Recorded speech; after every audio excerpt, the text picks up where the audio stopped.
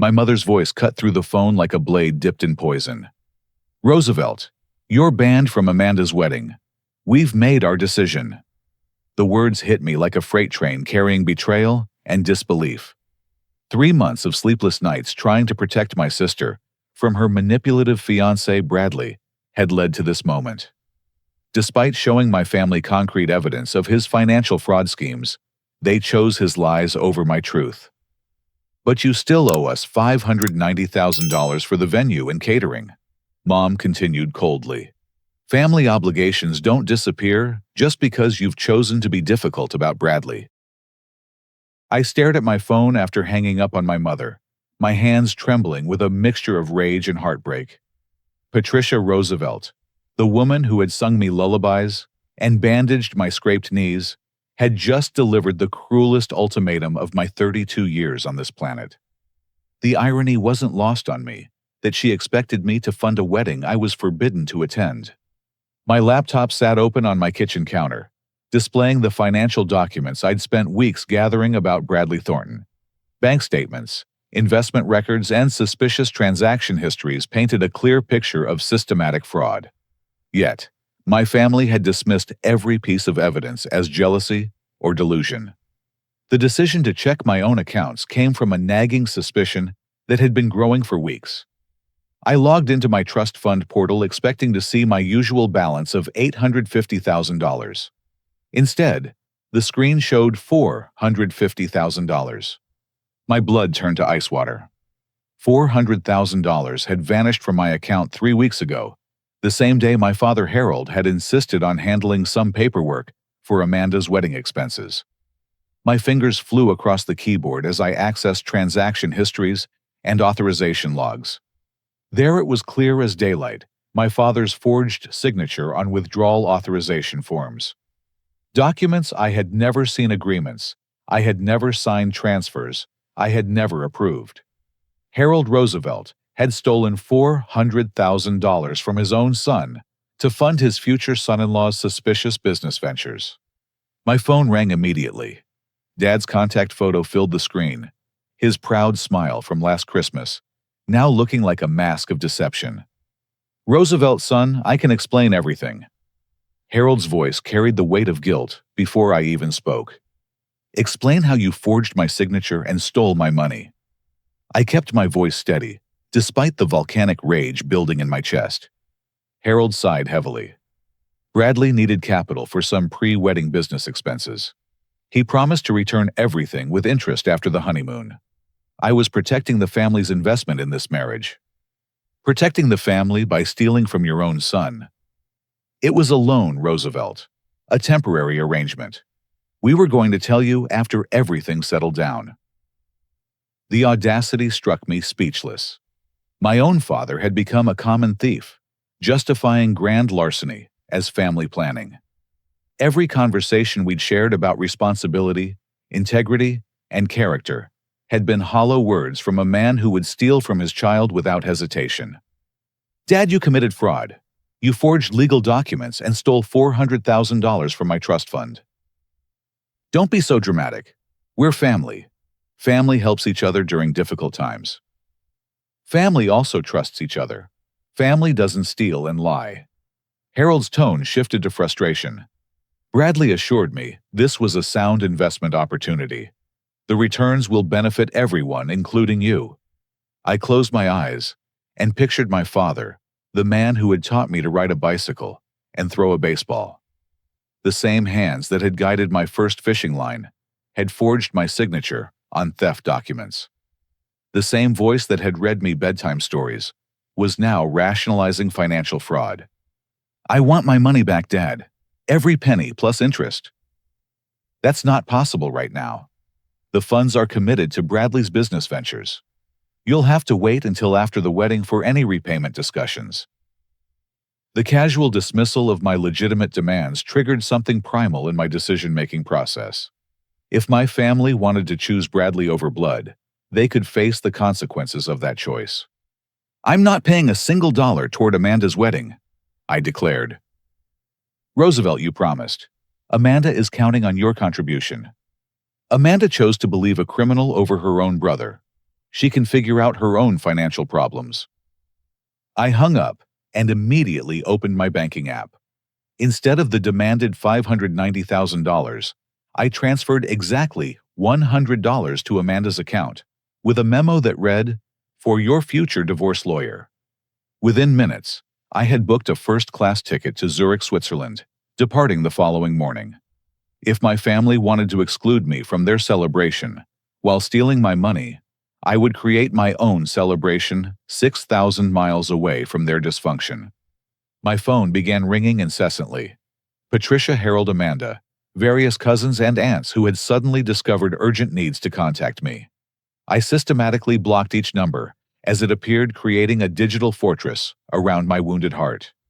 Marcus Thompson, my college roommate and closest friend, arrived within an hour of my emergency text message. He found me in my living room surrounded by packed suitcases and printed boarding passes.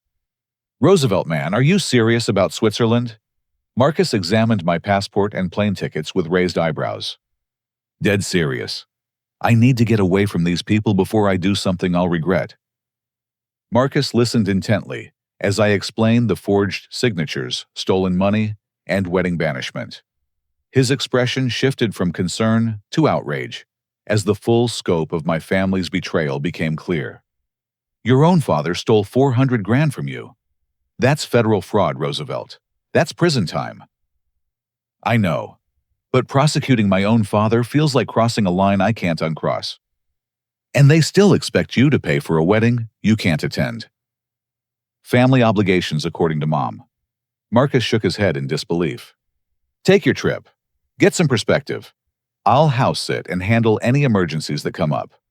As I loaded my luggage into Marcus's truck for the airport ride, my phone buzzed with increasingly desperate text messages from family members who were beginning to realize I wasn't bluffing about the money. Patricia's messages evolved from anger to panic as she calculated the financial shortfall my absence would create. The last message I read before boarding my flight came from Amanda herself. "Roosevelt, please don't abandon me. I need you now more than ever." I powered off my phone and settled into my first-class seat, watching American soil disappear beneath the clouds. For the first time in months, I felt the possibility of peace. The Swiss Alps welcomed me like ancient guardians offering sanctuary to a wounded soul. My luxury hotel in Zermatt, perched on a mountainside providing panoramic views of snow-capped peaks that made my family problems seem microscopic against the majesty of geological time. Room 312 became my temporary fortress of solitude, complete with a private balcony overlooking the Matterhorn. Swiss efficiency had delivered champagne chocolates and fresh flowers as welcome gifts, creating an atmosphere of pampered recovery that my battered emotions desperately needed. For 3 days, I embraced the healing power of alpine therapy. Morning hikes through meadows dotted with wildflowers cleared my mind of toxic family dynamics. Afternoon visits to local museums and traditional Swiss restaurants filled my schedule with cultural enrichment instead of wedding planning stress. Evening sessions in the hotel spa dissolved months of accumulated tension from my shoulders and neck. My phone remained mostly silent, suggesting my family had either accepted my absence or focused their attention on solving their financial crisis without me. The digital silence felt liberating rather than lonely, providing space for emotional healing without constant reminders of recent betrayals. On my 4th morning, while enjoying croissants and coffee on my balcony, an email notification chimed on my laptop. The sender's address read, "A concerned friend, securemail.com," with a subject line that made my blood freeze, "The truth about Bradley Thornton." The message contained no text, only a password-protected file attachment, labeled BT Criminal Evidence, zip. My finger hovered over the download button as my mind raced through possibilities. Who had my email address? How had they found me in Switzerland? What truth could be more damning than the financial fraud I'd already discovered? I downloaded the file and entered the password provided in the email, Save Amanda 2024. The digital folder contained 43 documents that painted a horrifying picture of systematic criminal behavior, spanning 7 years. Police reports from 3 different states, detailed fraud investigations involving a man named Brian Thompson, whose photograph matched Bradley Thornton exactly. Court records showed 2 previous marriages that ended with Brian disappearing after draining his wife's bank accounts and retirement funds. The first victim, Sarah Martinez of Phoenix, Arizona, had lost $320,000 from her inheritance before Brian vanished without a trace. The second victim, Jennifer Walsh of Denver, Colorado, had been defrauded of $460,000 from her divorce settlement. Both women had filed restraining orders and fraud charges, but Brian had disappeared before authorities could arrest him. Most chilling was the FBI field report, indicating that Brian Thompson, aka Bradley Thornton, was wanted for interstate fraud, identity theft, and bigamy. The federal investigation had been ongoing for 18 months, with agents tracking his movements across state lines as he targeted wealthy single women for elaborate marriage-based con schemes. The documents included surveillance photographs of Bradley at various social events, always accompanied by different wealthy women who displayed expensive engagement rings. Bank records showed a pattern of quick engagements, joint account openings, large fund transfers, and sudden disappearances that left his victims financially devastated. A handwritten note attached to the final document read, "He's planning to disappear immediately after the wedding with Amanda's trust fund. Save your sister before it's too late." I stared at the evidence spread across my laptop screen, my hands shaking as the full scope of Bradley's predatory behavior became clear. Amanda wasn't just marrying a financial criminal. She was walking into a trap designed to destroy her life completely.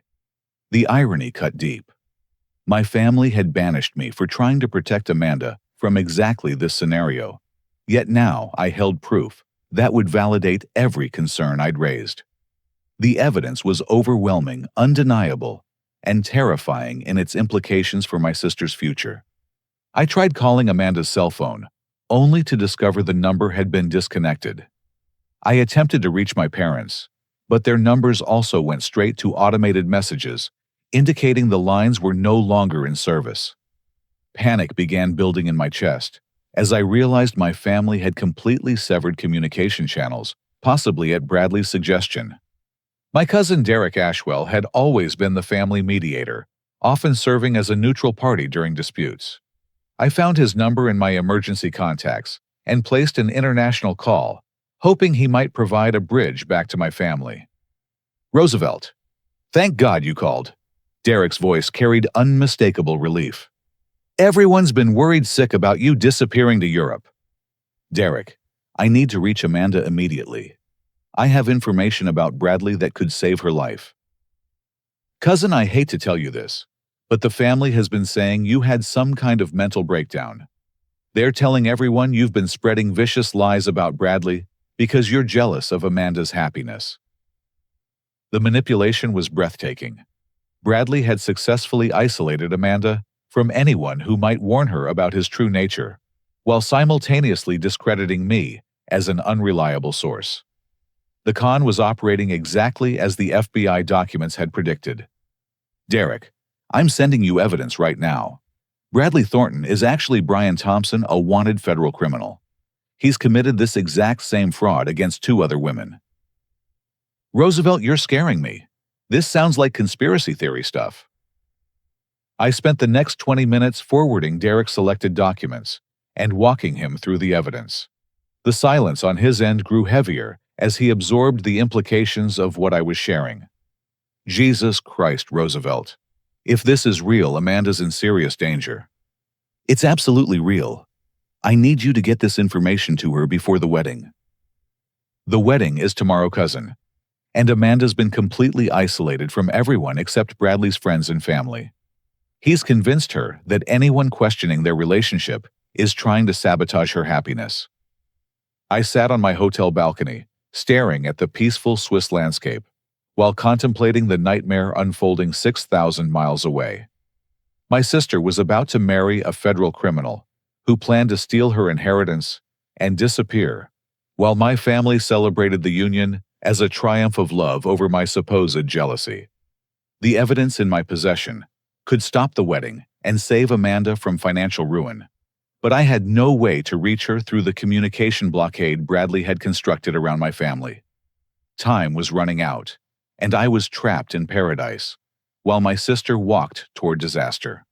As sunset painted the Alps in shades of gold and crimson, I made a decision that would haunt me for years to come. I would respect my family's wishes and stay away from the wedding, but I would ensure Derek had all the evidence needed to save Amanda if circumstances allowed intervention. I had tried to be the protective older brother, the voice of reason, warning against obvious danger. My family had chosen to silence that voice, rather than heed its warnings. Tomorrow they would discover whether their faith in Bradley Thornton had been wisdom or catastrophic misjudgment. The Swiss sunrise painted the Matterhorn in brilliant oranges and pinks, as my phone exploded with missed calls from unknown American numbers. 23 voicemails, 47 text messages, and 6 email alerts had accumulated overnight, suggesting that something significant had happened during what should have been Amanda's wedding day. The first voicemail I played came from Derek, his voice shaking with shock and disbelief. "Roosevelt, you're not going to believe what happened. The FBI crashed the wedding. Bradley's in handcuffs. Amanda collapsed. Everything's falling apart." My hands trembled as I scrolled through the subsequent messages, each one adding horrifying details to what sounded like a complete disaster. Marcus had sent a series of texts documenting the unfolding crisis. Wedding turned into crime scene.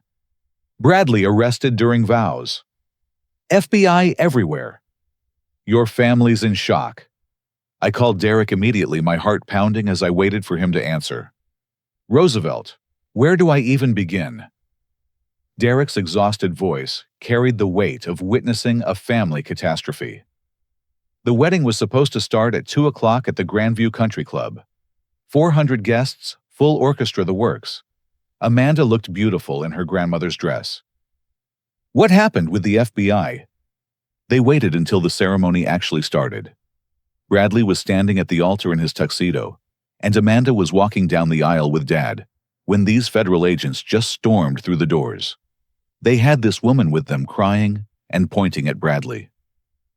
Derek paused, gathering himself before continuing. The woman's name is Sarah Martinez, and she's apparently Bradley's first wife. She told the entire wedding congregation that she's been tracking him for 2 years, working with the FBI to gather evidence for his arrest. The documents I'd received suddenly made perfect sense. Sarah Martinez had been the anonymous sender, trying to prevent another woman from becoming Bradley's victim. She had been hunting her predator while building a federal case against him. Sarah stood up in front of 400 people and announced that Bradley never legally divorced her, making him a bigamist. She presented the FBI agents with evidence of his systematic fraud scheme, involving forged documents and stolen identities across multiple states. I could picture the scene: Amanda in her wedding dress, Bradley in handcuffs, 400 shocked guests watching their celebration transform into a criminal investigation. The fantasy wedding my family had mortgaged their future to finance had become a public humiliation broadcast to their entire social circle. Amanda fainted when they read Bradley his rights. Derek continued. Just collapsed right there in her wedding dress. The paramedics had to revive her, while the FBI was cataloging evidence from the gift table and guest book. What about Mom and Dad? Roosevelt, this is where it gets worse. The FBI started asking questions about financial transactions related to the wedding expenses. They wanted to know how much money your parents had given Bradley, and whether they knew about his criminal background. My stomach dropped as I realized the implications. Harold and Patricia weren't just victims of Bradley's deception. They might be considered accessories to his money laundering operation if they had knowingly participated in moving stolen funds. Derek's voice lowered to a whisper. The agents questioned Dad privately for over an hour about the $400,000 he transferred from your trust fund to Bradley's accounts. They're treating it as potential evidence of money laundering or fraud conspiracy. The hotel room began spinning as the full scope of the legal disaster became clear. My father's theft of my trust fund money had created a paper trail connecting our family to Bradley's criminal enterprise. Harold's attempt to fund his daughter's wedding through embezzlement had potentially implicated them all in federal crimes. "Derek, where's Amanda now?" "She's in the hospital under sedation. The doctors are calling it severe emotional trauma and exhaustion. She keeps asking for you, Roosevelt. She wants to apologize and beg your forgiveness." Through my hotel window, I could see tourists enjoying peaceful alpine activities, while my sister lay in a hospital bed, devastated by the revelation that her Prince Charming was actually a federal criminal who had planned to destroy her life. "The worst part," Derek continued, "is what Sarah Martinez told the FBI agents in front of everyone. She said Bradley had been planning to disappear immediately after the honeymoon with Amanda's trust fund money. He had already transferred $200,000 to offshore accounts that the FBI is now trying to trace." I closed my eyes and imagined Amanda's horror upon learning that her beloved fiancé had been systematically stealing from her while planning his escape. The man she had defended against my warnings, the man she had chosen over her own brother's concerns, had been preparing to leave her financially ruined and emotionally shattered. "Roosevelt, there's something else you need to know. The FBI found evidence that Bradley has been married to 6 different women over the past 7 years. Amanda would have been victim number 7 if Sarah Martinez hadn't tracked him down." The revelation hit me like a physical blow. Bradley hadn't just been a financial criminal. He was a serial predator who specialized in destroying women through elaborate marriage frauds. My sister had been targeted as his next victim in a pattern of calculated cruelty that spanned nearly a decade. Derek sent me video footage that wedding guests had recorded on their phones before the FBI confiscated most devices as potential evidence. The clips showed Bradley in handcuffs, still wearing his expensive tuxedo, as federal agents read his charges to the assembled congregation. Amanda stood in her wedding dress, surrounded by bridesmaids, trying to shield her from the cameras, her face displaying a mixture of shock and betrayal that broke my heart from 6,000 miles away. The expensive wedding reception had been transformed into an FBI evidence collection site, with agents photographing the gift table, interviewing vendors, and documenting financial transactions related to the event. The 4-tiered cake remained untouched, as investigators processed the venue like a crime scene. "Your parents are meeting with lawyers tonight," Derek explained. "They're trying to figure out how much legal trouble they might be facing for their financial involvement with Bradley.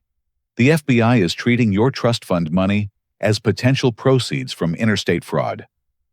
As I sat on my hotel balcony, watching Swiss families enjoy peaceful evening activities, I realized that my decision to flee to Europe had inadvertently protected me from being present during a federal investigation. While my family faced potential criminal charges for their association with Bradley, I had been building an alibi of innocence through Swiss hotel receipts and passport stamps. The irony was devastating and perfect. My family had banished me from Amanda's wedding to protect their relationship with a criminal, only to discover that the criminal had been planning to destroy them all along. The son they had rejected for telling uncomfortable truths had been the only person trying to save them from catastrophic betrayal.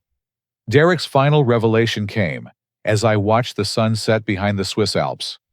"Roosevelt, the FBI wants to talk to you about the evidence you uncovered regarding Bradley's background. Apparently, your research was more thorough than their initial investigation." My phone buzzed with an incoming call from an American number I didn't recognize. The caller ID displayed FBI Denver Field Office. I answered the call while standing on my balcony, surrounded by the peaceful majesty of the Swiss mountains, about to discuss federal crimes with law enforcement agents investigating my own family's wedding disaster. Agent Jennifer Walsh's voice carried the professional authority of someone accustomed to delivering life-changing news to unsuspecting citizens. "Mr. Roosevelt, this is Special Agent Walsh with the FBI's Denver Field Office.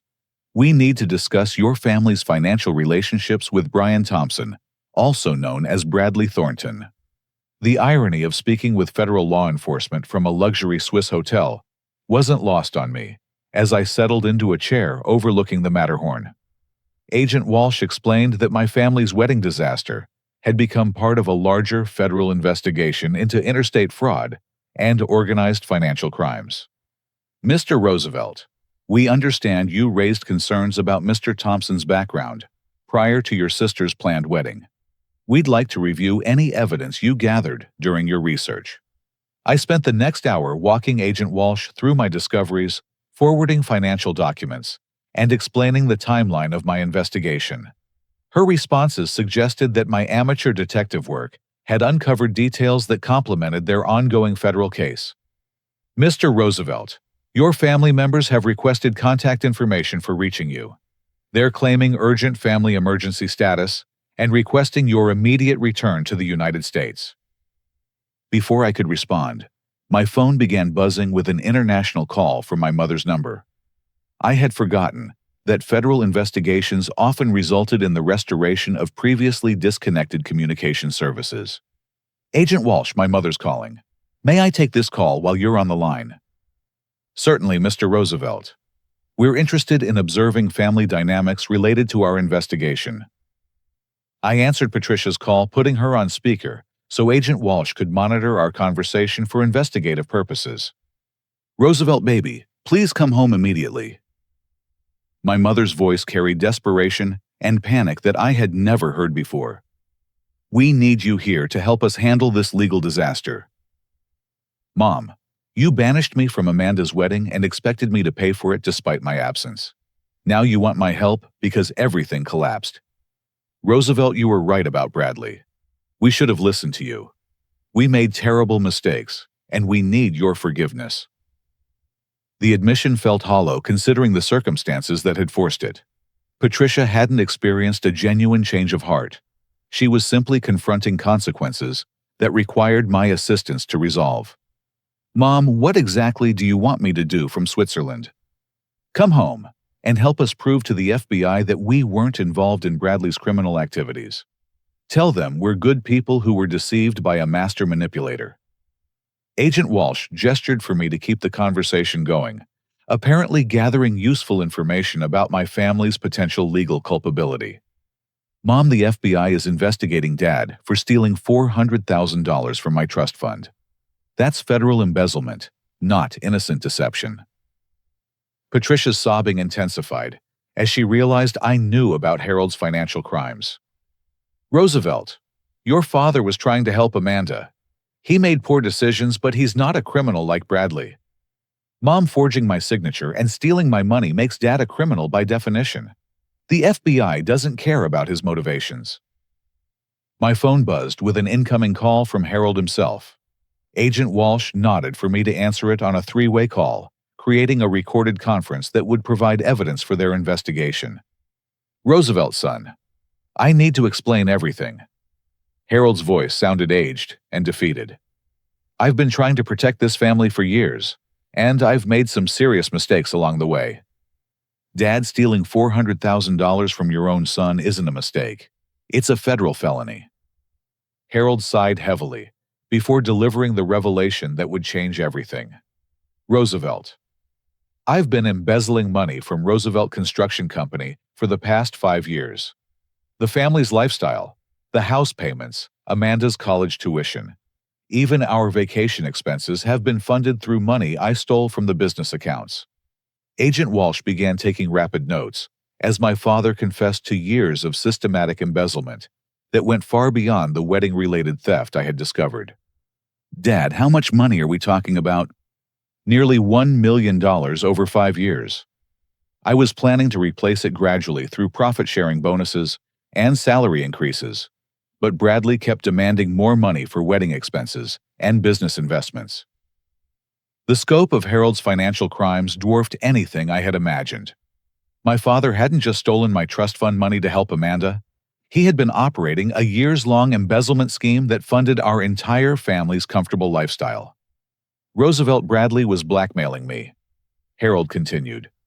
He discovered the missing money during his due diligence research before proposing to Amanda. He threatened to expose my embezzlement unless I continued providing funds for his various business ventures.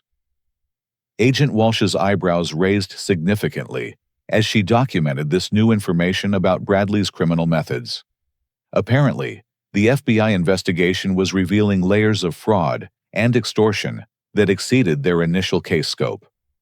Dad, you're telling me that Bradley was blackmailing you for embezzlement money, and you paid him with additional stolen funds from my trust account. I was trapped, son. If Bradley exposed my embezzlement, I would lose everything. The business, the house, my freedom. I thought I could manage the situation until after the wedding, then figure out a repayment plan. Patricia's voice interrupted. Roosevelt, the FBI has frozen all our bank accounts and credit cards. We can't access any money for legal representation or basic living expenses. The house is being evaluated for potential seizure as proceeds from criminal activity. Agent Walsh handed me a note asking me to inquire about specific financial transactions that appeared in their investigation records. Dad, the FBI wants to know about wire transfers totaling $600,000 that went from company accounts to offshore banking systems. What do you know about those transactions? Harold's silence stretched for nearly a minute before he answered. Bradley convinced me those were legitimate international investment opportunities that would generate returns for everyone involved. He provided documentation and prospectuses that looked completely professional. Dad, you sent $600,000 of stolen company money to offshore accounts controlled by a federal criminal. I thought I was making investments that would help me replace the embezzled funds while generating profits for the family's future financial security. Agent Walsh shook her head in disbelief as she documented Harold's admission to money laundering charges that would carry federal prison sentences significantly longer than simple embezzlement convictions. My phone buzzed with an incoming text from Derek. Roosevelt, Amanda's awake and asking for you. She says she needs to apologize and beg for forgiveness. She's devastated about choosing Bradley over your warnings. Mom, how's Amanda doing? She's heartbroken and humiliated, Roosevelt. She keeps saying she should have trusted her brother instead of a criminal. She wants you to come home so she can apologize properly. Agent Walsh passed me another note. Ask about family awareness of offshore accounts and international transfers. Mom, did you know that Dad was sending stolen money to offshore accounts at Bradley's direction? Patricia's sharp intake of breath suggested this was news to her. Harold, you didn't tell me about offshore accounts. You said you were making domestic investments to secure Amanda's future.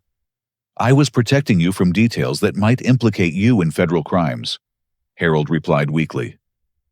Agent Walsh gestured for me to wrap up the call as she had gathered sufficient information for immediate investigation purposes. Mom, Dad, I need to think about everything you've told me. The FBI is investigating serious federal crimes that could result in prison sentences for both of you. Roosevelt, please don't abandon us during the worst crisis our family has ever faced, Patricia pleaded. I looked out at the Swiss Alps, their ancient permanence, offering perspective on human dramas that seemed enormous but were ultimately temporary. My family had created their crisis through lies, theft, and betrayal of trust. The consequences they now faced were directly proportional to the choices they had made while rejecting my attempts to protect them. I'll call you both tomorrow, after I've had time to process everything, I said before ending the call. Agent Walsh closed her notepad and looked at me with something approaching sympathy. Mr. Roosevelt, your family members are facing serious federal charges. Your father's embezzlement and money laundering activities combined with your mother's potential knowledge of criminal proceeds could result in substantial prison sentences. Agent Walsh, what are my legal obligations regarding my family's situation? You're not required to provide assistance, financial or otherwise. However, your cooperation with our investigation could influence sentencing recommendations for family members who demonstrate genuine remorse and full cooperation with federal authorities. As Agent Walsh explained the potential legal outcomes for my family members, I realized that my Swiss vacation had evolved into something far more significant than simple, emotional healing. My physical absence from the wedding disaster had protected me from immediate legal complications, while providing perspective on family relationships that had been built on deception and financial manipulation.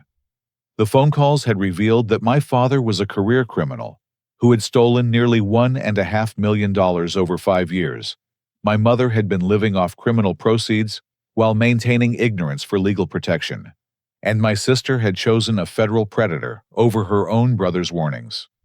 My family's financial foundation had been built on embezzlement, their lifestyle funded by theft, and their loyalty purchased through blackmail by a serial criminal who specialized in destroying families for profit. As I sat in my Swiss hotel room surrounded by the peaceful majesty of the Alps, I contemplated whether these people deserved my forgiveness, assistance, or complete abandonment to face the consequences of their choices alone. Agent Walsh's investigation had revealed the scope of my family's criminal involvement, but the next morning brought revelations that would shift the entire balance of power in ways none of us had anticipated. A priority international call from Linda Hoffman. My grandfather's estate attorney arrived as I was finishing breakfast on my hotel balcony. Roosevelt, I've been trying to reach you for days regarding urgent legal matters related to your grandfather Benjamin's estate planning. Recent events involving your family have triggered specific provisions in his will that you need to understand immediately. Linda's tone carried the gravity of someone delivering news that would fundamentally alter my life circumstances. I had always known my grandfather as a wise and cautious man, but I was about to discover just how thoroughly he had anticipated and prepared for the family crisis now unfolding. Roosevelt, your grandfather suspected your father's financial irregularities years before his death. Benjamin quietly hired private investigators and forensic accountants to document Harold's embezzlement activities, starting in 2019. The revelation hit me like lightning. My grandfather had known about Dad's theft for years, but had chosen to gather evidence rather than confront him immediately. Benjamin Roosevelt had been conducting his own investigation while building legal protections for the family assets Harold was systematically stealing. Linda, what kind of legal protections are we talking about? Your grandfather created an emergency trust that activates automatically when family members are investigated for fraud, embezzlement, or other financial crimes. The trust transfers majority ownership of Roosevelt Construction Company directly to you, along with all associated assets, properties, and accounts. I nearly dropped my phone as the implications became clear. While my father had been stealing from the family business and transferring funds to federal criminals, my grandfather had been quietly ensuring that I would inherit control of everything Harold was trying to destroy. Roosevelt, as of yesterday morning, you own 65% of Roosevelt Construction Company. Your father's ownership stake has been automatically transferred to your control due to his criminal activities triggering the trust provisions. The beautiful irony was overwhelming. Harold had stolen from the very business that was now legally mine to control. Every dollar he had embezzled over 5 years had been theft from his own son's inheritance, making his crimes even more personally devastating. Linda explained the full scope of my newfound authority. You now control all company bank accounts, property leases, employee contracts, and business operations. Your father has been automatically removed as an authorized signatory on all financial accounts and stripped of management authority. Linda, does this mean I can recover the stolen money? Absolutely. Your father's embezzlement constitutes theft from you, personally, not just the family business. You can pursue full criminal charges and civil recovery actions to reclaim every stolen dollar, plus penalties, interest, and legal fees. The power shift was absolute and immediate. Harold had spent years stealing from a business that was destined to become mine, regardless of his actions. His embezzlement had been theft from his own son's future inheritance, making his betrayal even more pointless and self-destructive. Roosevelt, there's more. Your grandfather's private investigators documented evidence of your father's financial crimes that extends beyond what the FBI has currently discovered. Benjamin preserved detailed records that will support federal prosecution and civil recovery actions. I walked to my hotel balcony and stared at the Swiss Alps while contemplating the complete reversal of family power dynamics that my grandfather's foresight had created. The man who had stolen from me now depended on my mercy for his freedom and financial survival. Linda, What are my legal options regarding the stolen trust fund money? Your father's unauthorized access to your trust fund constitutes multiple felonies. You can pursue immediate criminal charges and asset recovery actions that would result in his imprisonment and financial ruin. My phone buzzed with an incoming call from Amanda herself, her first direct contact since the wedding disaster. Linda remained on the line as I answered my sister's call, creating a three-way conversation that would influence major decisions about our family's future. Roosevelt, please don't hang up. Amanda's voice carried the weight of complete emotional exhaustion. I need to apologize and beg for your forgiveness. I chose a criminal over my own brother, and I'll regret that decision for the rest of my life. Amanda, how are you feeling? Devastated, humiliated, and grateful that you tried to save me from Bradley. I should have trusted your judgment instead of dismissing your concerns as jealousy. Amanda's genuine remorse felt different from our parents' panic-driven apologies. She wasn't seeking my help to avoid legal consequences. She was acknowledging the wisdom of warnings she had ignored. Roosevelt, I know about Dad's embezzlement and the money he stole from your trust fund. I had no idea our family's comfortable lifestyle was built on stolen money. Amanda, what do you want from me? I want to earn back your trust and respect. I want to make amends for choosing Bradley over your protection. I don't expect forgiveness, but I'm hoping you'll give me a chance to prove I've learned from this disaster. Linda interrupted our conversation. Roosevelt, you should know that your sister's trust fund was also targeted by your father's embezzlement activities. Amanda lost approximately $200,000 that Harold transferred to Bradley's accounts. The revelation that Amanda was also a victim of our father's theft added complexity to my decision-making process. She hadn't just chosen Bradley over my warnings. She had been systematically robbed by our own father while being manipulated by a federal criminal. Amanda, did you know Dad was stealing from your trust fund? Not until the FBI explained the financial evidence during their investigation. I thought Dad was using his own money to help with wedding expenses. Linda provided additional context. Roosevelt, your sister's victimization by both your father and Bradley Thompson creates an opportunity for family reconciliation based on shared trauma rather than blame assignment. I realize that my newfound authority over family assets positioned me to determine everyone's financial future.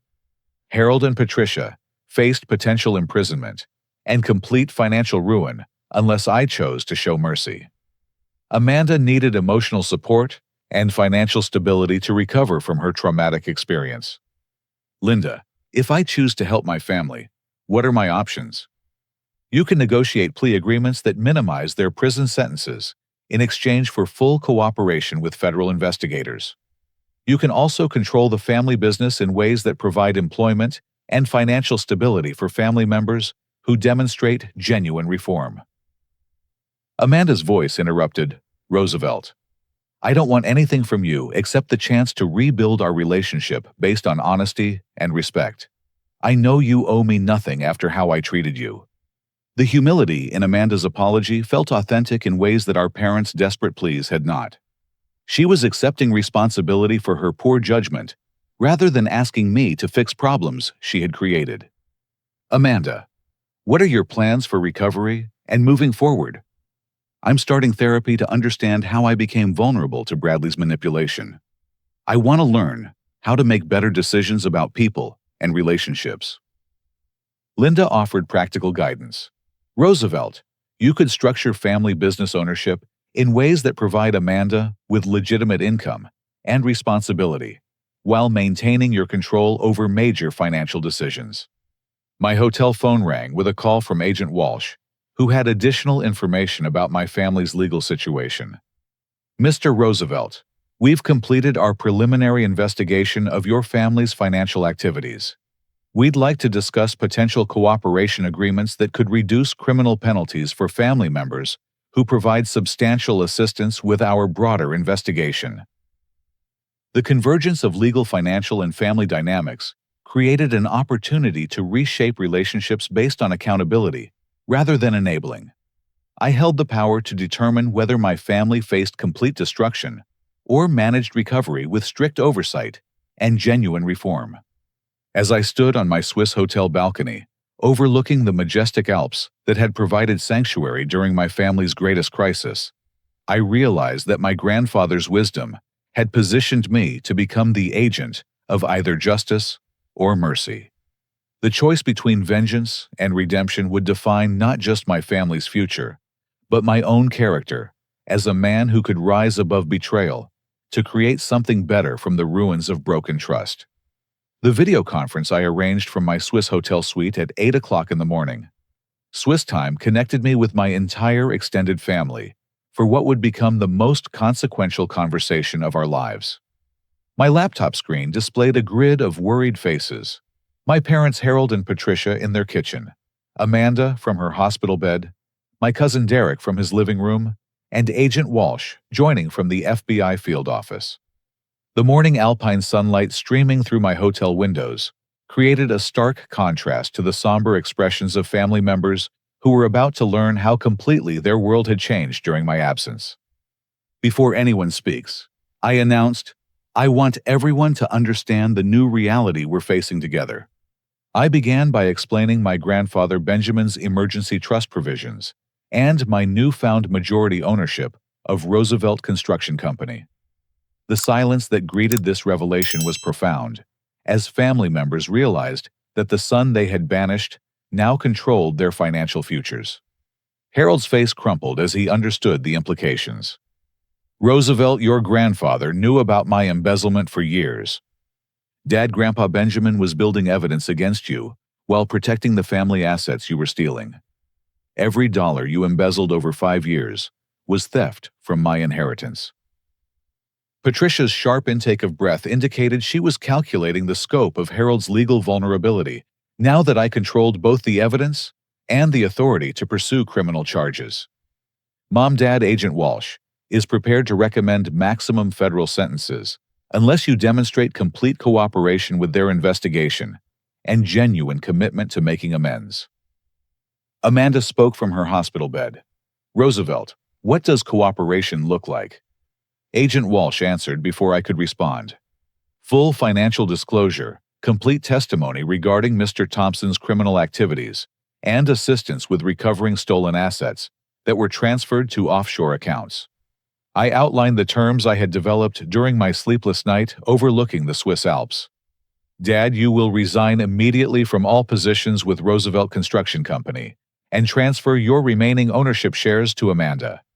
You'll serve court-ordered community service and undergo financial counseling, but avoid federal prison by providing crucial testimony against Bradley and his criminal network. Harold nodded eagerly, clearly relieved that prison time might be avoidable with cooperation. Mom, you'll sell the family mansion and move to a modest home, using the sale proceeds to begin repaying the money Dad stole from my trust fund. You'll also testify fully about any knowledge you had regarding Bradley's criminal activities.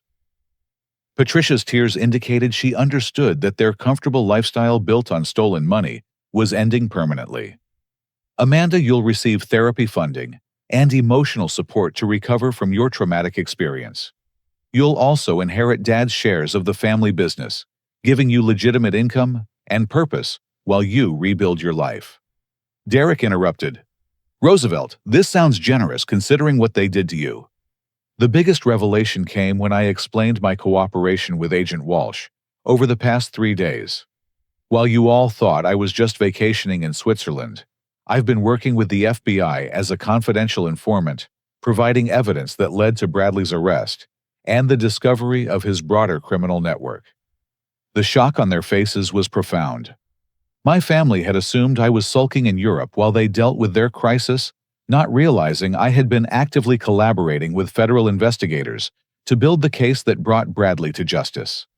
Agent Walsh confirmed, Mr. Roosevelt's evidence and cooperation were instrumental in our successful arrest of Mr. Thompson and the identification of 12 additional suspects in his interstate fraud network. His assistance has helped us recover over $4 million in stolen assets from previous victims. Amanda's eyes filled with tears of gratitude. Roosevelt, You were saving me even while we were treating you terribly. Amanda, I never stopped being your brother even when you stopped believing in me. Agent Walsh provided the final piece of information. Mr. Thompson, also known as Brian Thompson, has agreed to plead guilty to federal fraud charges in exchange for a sentence reduction. He'll serve 15 years in federal prison and pay restitution to his victims. Harold asked the question everyone was thinking. Roosevelt, why are you showing us mercy after what we did to you? I stood up and walked to my hotel balcony, looking out at the Swiss Alps, while considering my response. The mountains had provided perspective during my darkest hours, teaching me that human problems were temporary, while relationships could be rebuilt with sufficient commitment to change. Dad punishing you won't undo the damage you've caused, but creating accountability and structure for genuine reform might prevent future betrayals while preserving what's worth saving in our family relationships. Patricia spoke through her tears. Roosevelt, how can we ever earn back your trust? Trust is rebuilt through consistent actions over time, not through promises made during crisis situations. You'll have opportunities to prove your commitment to change through how you handle the responsibilities I'm giving you. Derek asked, Roosevelt, when are you coming home? I'm extending my stay in Switzerland for 2 more weeks to complete my emotional healing process. When I return, we'll begin restructuring the family business with professional management, ethical oversight, and clear financial boundaries. Agent Walsh concluded the conference. The FBI investigation will continue for several more months, but the cooperation agreements we've discussed today should minimize criminal penalties for family members who fulfill their obligations. After ending the video call, I sat alone on my Swiss hotel balcony, watching tourists enjoy peaceful mountain activities, while contemplating the justice and mercy I had dispensed to people who had betrayed my trust in fundamental ways. The decision to show mercy, rather than seek maximum punishment, hadn't come from weakness or naivety. It came from understanding that destroying my family completely would also destroy parts of myself that I valued. My grandfather Benjamin had given me the power to choose between vengeance and redemption, and I had chosen to build something better from the ruins of broken relationships. Agent Walsh called me privately after the family conference. Mr. Roosevelt, your approach to this situation demonstrates remarkable wisdom and emotional maturity. Many people in your position would have chosen destruction over rehabilitation. Agent Walsh destroying my family wouldn't have made me feel better or recovered the stolen money any faster. Creating accountability while preserving relationships offers the possibility of genuine healing. The Swiss Alps had taught me that some things endure while others change, and wisdom lay in understanding which was which. My family's betrayal had been temporary, but my choice of how to respond would define our relationships for decades to come. As sunset painted the mountains in brilliant colors, I realized that my Swiss sanctuary had transformed me from a victim of family betrayal into an agent of justice, tempered by mercy. The man who would return to America would be stronger, wiser, and more capable of building healthy relationships based on mutual respect rather than obligation or manipulation. 3 weeks in the Swiss Alps had transformed my perspective on family forgiveness and the difference between justice and revenge. As my plane descended into Denver International Airport, I carried with me not just Swiss chocolate and mountain photographs, but a fundamental understanding of how broken relationships could be rebuilt through accountability rather than enabling. Marcus met me at baggage claim, his expression mixing relief with curiosity about the man who was returning from what had become far more than a vacation. During the drive to my apartment, I explained the scope of changes that had occurred during my absence and the new family dynamics that awaited my return. Roosevelt, you basically saved your family while they were trying to destroy you, Marcus observed as we unloaded my luggage. That takes either tremendous wisdom or complete insanity. The first family reunion took place in a neutral location, the conference room at Linda Hoffman's law office, where we would finalize the legal arrangements I had negotiated from Switzerland. Amanda arrived looking fragile, but determined, her experience with Bradley having taught her hard lessons about trust and judgment, that therapy was helping her process. Harold appeared significantly older than when I had left 3 weeks earlier, the weight of his criminal exposure and loss of authority having aged him in ways that suggested genuine comprehension of his actions' consequences. Patricia's designer clothes had been replaced with modest attire that reflected their new financial reality and upcoming relocation to a smaller home. Roosevelt, I want to apologize again for doubting your warnings about Bradley. Amanda began, her voice carrying genuine remorse rather than crisis-driven panic. I chose manipulation over truth because it felt more comfortable than acknowledging my poor judgment about people. The months of therapy had clearly helped Amanda understand her vulnerability to Bradley's predatory behavior as part of broader patterns that needed addressing rather than simply avoiding. Amanda, rebuilding trust will take time and consistent actions. But I believe you're genuinely committed to making better decisions about relationships and personal boundaries. Harold's apology came with specific acknowledgments of his criminal behavior. Son, I stole from you and endangered our entire family through my financial crimes. I have no excuses for embezzling money or forging your signature on legal documents. I betrayed everything I taught you about integrity and responsibility. The accountability felt more authentic than his earlier justifications and blame shifting. Federal investigation and potential prison time had apparently motivated genuine self-reflection rather than continued rationalization. Dad, your community service and financial counseling requirements will help you develop healthy relationships with money and authority. But earning back my respect will require years of consistent ethical behavior. Patricia's transformation was perhaps most dramatic, as her comfortable lifestyle built on stolen money had been replaced with the reality of middle-class living, funded through legitimate employment rather than criminal proceeds. Roosevelt, I never questioned where our money came from because I didn't want to know the truth, she admitted. I enabled Harold's embezzlement through willful ignorance and sharing in the benefits of his crimes. Linda Hoffman guided us through the legal documents that would formalize our new family structure. Amanda's ownership of Harold's former business shares the repayment schedule for stolen trust fund money and the professional management structure that would operate Roosevelt Construction Company under my oversight. The FBI investigation had concluded, with Bradley receiving a 15-year federal prison sentence and restitution orders that would recover most of the money he had stolen from his various victims.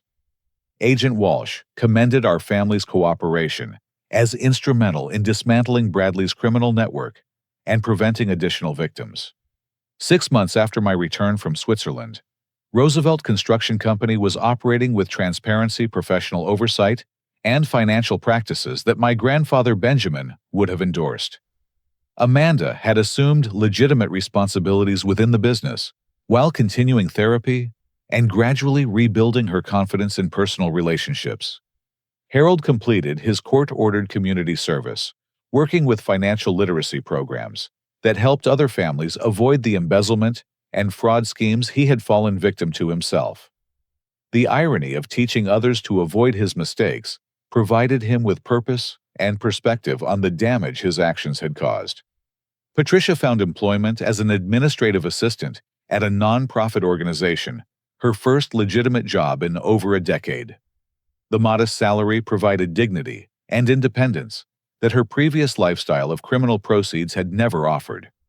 Derek often commented that our family gatherings had become more honest and emotionally healthy than before the wedding crisis, as artificial politeness had been replaced with genuine communication about problems and concerns. The Victim Assistance Fund I established using company profits had helped 23 families recover from various types of financial fraud, providing both practical assistance and emotional support during their recovery processes. Bradley's case had highlighted how common predatory financial behavior was and how much need existed for victim advocacy services. Amanda's romantic relationships were now characterized by careful evaluation and healthy boundaries rather than the quick, emotional attachment that had made her vulnerable to Bradley's manipulation. Her therapy had taught her to recognize red flags and trust her instincts when something felt wrong about a person's behavior or motivations. My own relationship with trust had evolved from naive assumption to informed verification. I maintained love for my family members while establishing clear boundaries about financial responsibility, decision-making authority, and consequences for future betrayals. The Swiss Alps remained a powerful symbol in my life of the perspective that physical and emotional distance could provide during crisis situations. Sometimes the most loving action was stepping away from toxic dynamics to gain clarity about what was worth preserving and what needed fundamental change. On the anniversary of Amanda's failed wedding, our family gathered for a quiet dinner where we acknowledged how much growth had occurred during our year of crisis and recovery. The conversation was honest, warm, and free from the manipulation and financial anxiety that had characterized our previous interactions. Amanda raised her glass of wine and proposed a toast to Roosevelt, who loved us enough to tell us hard truths when we preferred comfortable lies, and who chose redemption over revenge when he had every right to destroy us. As we clinked glasses around the modest dining room table in Patricia and Harold's new home, I realized that my grandfather Benjamin's wisdom had extended beyond legal protections to life lessons about the difference between enabling destructive behavior and supporting genuine transformation. The greatest lesson I learned from my family's betrayal wasn't about the importance of trust verification or financial protections, though those matters certainly had practical value. The most important insight was that authentic love sometimes requires allowing people to face the consequences of their choices, while offering support for genuine change rather than rescue from natural consequences. My Swiss vacation had begun as an escape from family pain, but had evolved into a journey of emotional growth that prepared me to become the kind of leader my family needed during their darkest crisis. The mountains had taught me that some things endure while others change, and wisdom lay in understanding the difference. Today, Roosevelt Construction Company employs over 200 people and generates profits that support both family financial security and community assistance programs. The business my grandfather built and my father nearly destroyed has become stronger through crisis and more ethical through painful lessons about the cost of compromising fundamental values. Amanda recently became engaged to a man she met through volunteer work, someone whose background she investigated thoroughly, and whose character she evaluated carefully over 18 months of friendship before romantic involvement. Her relationship approach now emphasized compatibility, shared values, and mutual respect, rather than excitement, financial security, or social status. Harold and Patricia have rebuilt their marriage on foundations of honesty about money decisions and personal struggles, rather than the artificial harmony that had enabled years of criminal behavior to continue unchallenged. Their love for each other was stronger for having survived the complete collapse of pretense and manipulation. The family business operates with transparent financial practices, professional oversight, and ethical standards that protect both employees and customers from the kind of fraud and embezzlement that had nearly destroyed everything my grandfather had built over decades of honest work. Sometimes, I stand on the balcony of my downtown apartment, looking toward the Rocky Mountains that remind me of Swiss Alps, and reflect on how crisis can become opportunity if approached with wisdom rather than emotion. My family's betrayal had taught me that forgiveness and accountability weren't opposing forces, but complementary aspects of healthy relationships. The man who had fled to Switzerland in pain and anger had returned with perspective and power that enabled healing rather than continuing cycles of hurt and retaliation. The mountains had shown me that endurance and change could coexist, that love and boundaries weren't contradictory, and that sometimes the greatest gift you could give someone was allowing them to experience the consequences of their choices while offering support for genuine transformation. Looking back on that devastating phone call from my mother, I realized that being banned from Amanda's wedding had actually been the greatest gift my family could have given me. Their rejection had forced me to discover my own strength, establish healthy boundaries, and learn the difference between being needed and being respected. The $100 I had sent, instead of the demanded $590,000, had become a symbol of proportional response to unreasonable demands. Sometimes the most powerful action was doing exactly what felt right, rather than what others expected or demanded. My family learned that relationships built on manipulation, financial dependency, and enabling destructive behavior were ultimately weaker than connections based on mutual respect, accountability, and shared commitment to ethical living. The crisis had destroyed our artificial harmony, but had created the possibility for authentic love.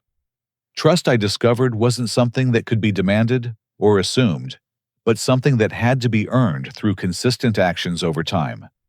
The family members who had betrayed my trust so profoundly were slowly earning it back through their commitment to transparency, accountability, and genuine change, rather than quick apologies and promises.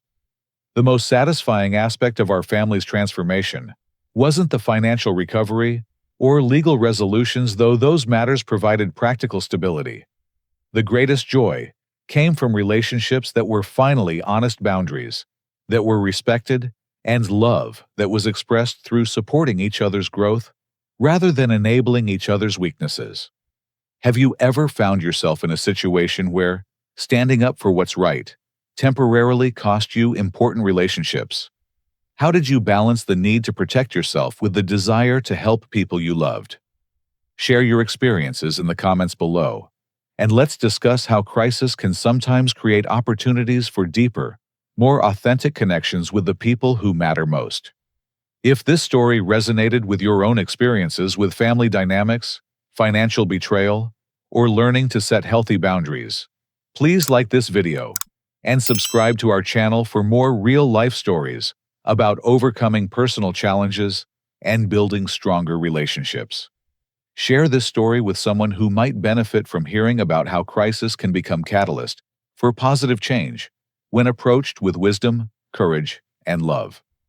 Thank you for joining me on this journey through one of the most challenging and ultimately transformative periods of my life. I wish you strength in your own difficult relationships, wisdom in your important decisions, and the courage to choose love that holds people accountable rather than love that enables destructive behavior. Sometimes, the most loving thing you can do is allow people to face the natural consequences of their choices while standing ready to support their genuine efforts to change and grow.